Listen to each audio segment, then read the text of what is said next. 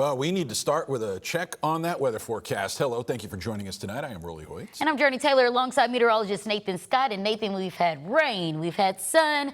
Which one will stick around? Of course, it's as we get closer and closer to the weekend. Well, we're going to see lots of sun out there going into the weekend, but we're going to heat things up. And here's a perfect graphic to explain what's coming our way. If you're a fan of The Office, that's Michael Scott expressing his disgust for the peak heat index forecast next week. Don't bring it up. No. But yeah, we're talking about serious heat entering the forecast, getting into the weekend and also into early next week. Now, these are forecasts. This is not an actual air forecast, but it gives you an idea of what direction we're headed in going into the next several days. Right now, if you think it's hot right now, you're just not going to like the forecast for the next 7 days. We're at 92 in Little Rock, but it feels like 97, feels like 102 in Arkadelphia, feels like 104 in Texarkana. And unlike the past couple days, the radar loop is pretty quiet. Small chance there could be a few showers into northeast Arkansas and then a few showers here into Oklahoma that may sneak their way into west Arkansas. Once the sun sets below the horizon, our chance of a slim isolated shower will be ending for the most part. So highs tomorrow topping out into the low to mid 90s across the board, and the numbers continue to climb up. It's not just those heat index values that'll be climbing into the triple digits, but maybe some air temperatures as well for parts of the region. I'll have more on that in my 7-day forecast. All right, Nathan, thank you. Democratic Senate candidate Hallie Schaffner holding a town hall in Stuttgart saying farmers are getting squeezed by what they call one of the toughest agriculture economies in decades. The meeting comes as her campaign looks to build momentum in her race with Republican incumbent Tom Cotton. She's touting a successful fundraising quarter, reporting nearly $700,000 taken in since winning the Democratic primary back in March. That's one of the strongest quarters for the former farmer since launching her campaign. But Senator Cotton's campaign is disputing reports that Schaffner outraised him last 3 months and points out the current chair of the Senate Intelligence Committee has around $10 million cash on hand. And speaking of elections, President Trump is expected to speak on them tonight in an address to the nation. Now, it's not exactly clear what he will focus on, but it comes as he continues to push Congress to pass the Save America Act, which aims to toughen election laws by requiring voter ID at the polls and proof of citizenship to register to vote.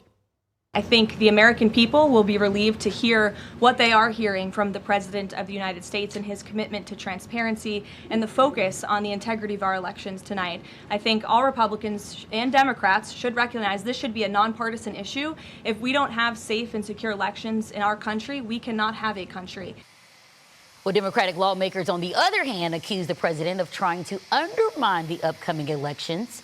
That address will be tonight at 8. Now, another topic that many are hoping will be discussed is inflation and gas prices, which right now in Arkansas are up to $3.55 a gallon. That's up 8 cents more than last week, but still below the national average at $3.94 a gallon. Well, when it comes to traveling, Governor Sarah Huckabee Sanders says a record number did just that here in Arkansas last year. The governor making the announcement at Pinnacle Mountain today, adding that more than 50 million visitors generated $10 billion, and she points to recent investments in outdoor attractions like the Maumelle Pinnacle Master Plan as leading attractions right now. All those investments to increase access to outdoors and improve state parks and wildlife management don't just attract more visitors. They also mean a better quality of life for every Arkansan. And they make our state an even more attractive place to live, to work, and to raise a family. The announcement comes just a few years after Governor Sanders launched the Natural State Initiative, aiming to make tourism a key piece of the state's long-term economic growth strategy.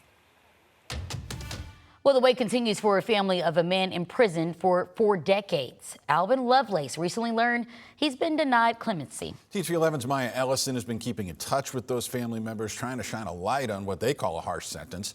She has an update tonight on what may come next. This is injustice that I've ever seen it. For Pastor Herschel Lovelace and Reverend Benny Johnson, not a day goes by they don't think about bringing Alvin Lovelace home. Alvin made a mistake. He's learned from his mistake. So why can he come out of society and be a law-abiding citizen?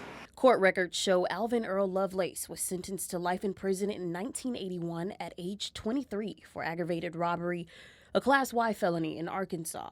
His family says the punishment outweighs the crime and believes he deserves a second chance. His dad had passed and he was incarcerated, and he recently had a brother to pass and he's still incarcerated. He got gangrene and then had his leg amputated. Last year, the family submitted multiple writs of mandamus seeking a review of Alvin's case and an opportunity to appear before the state's post-prison transfer board with hopes of clemency or parole consideration.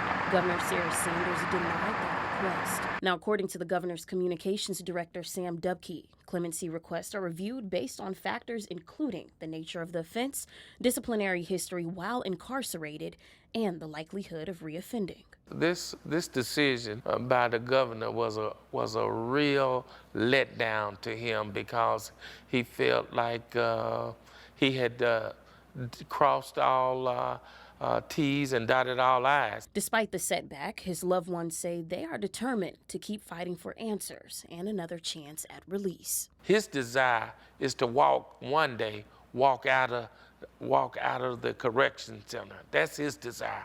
One day he don't want to be carried out in a body bag. Yes, Alvin made a mistake just like the adulterous woman,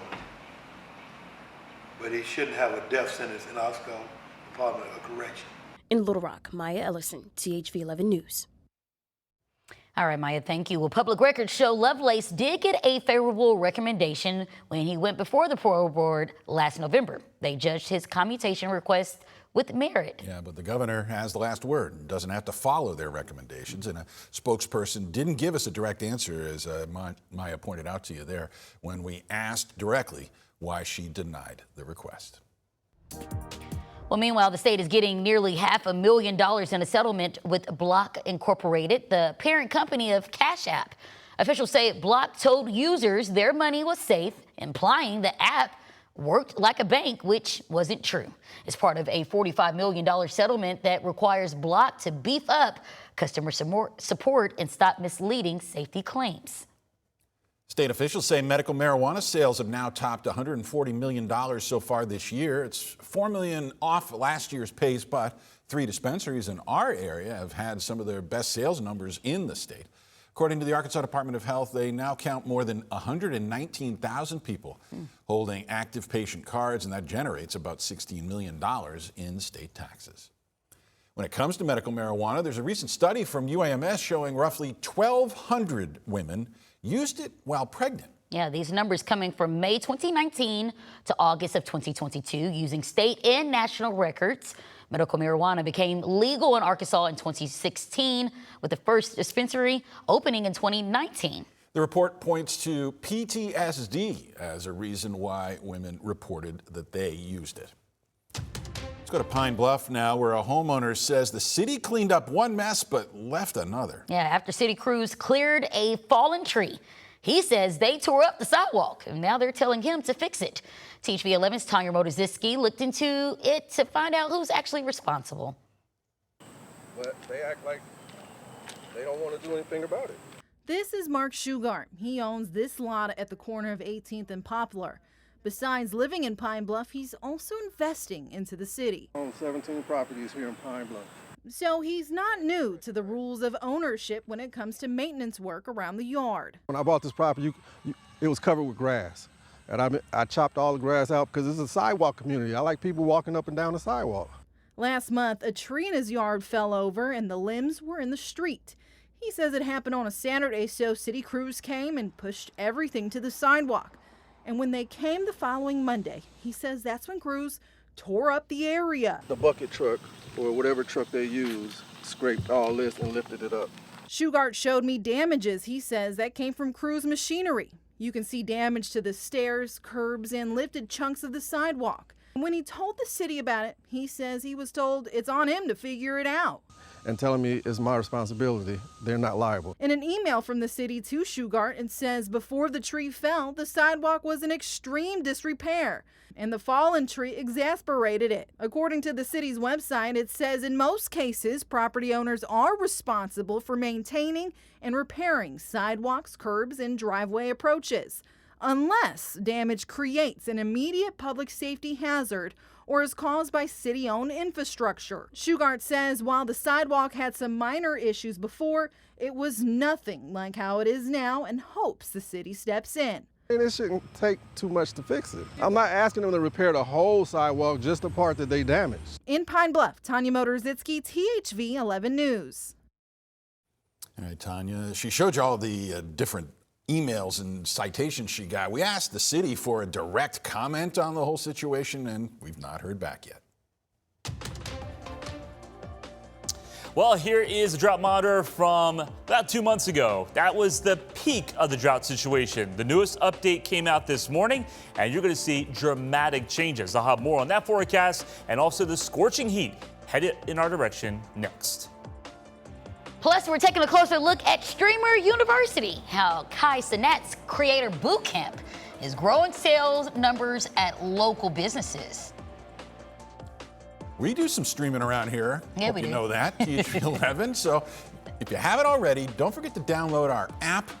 Here's a look at what's coming up tonight on the streaming platform, and we will be right back on both broadcast and streaming platforms after this.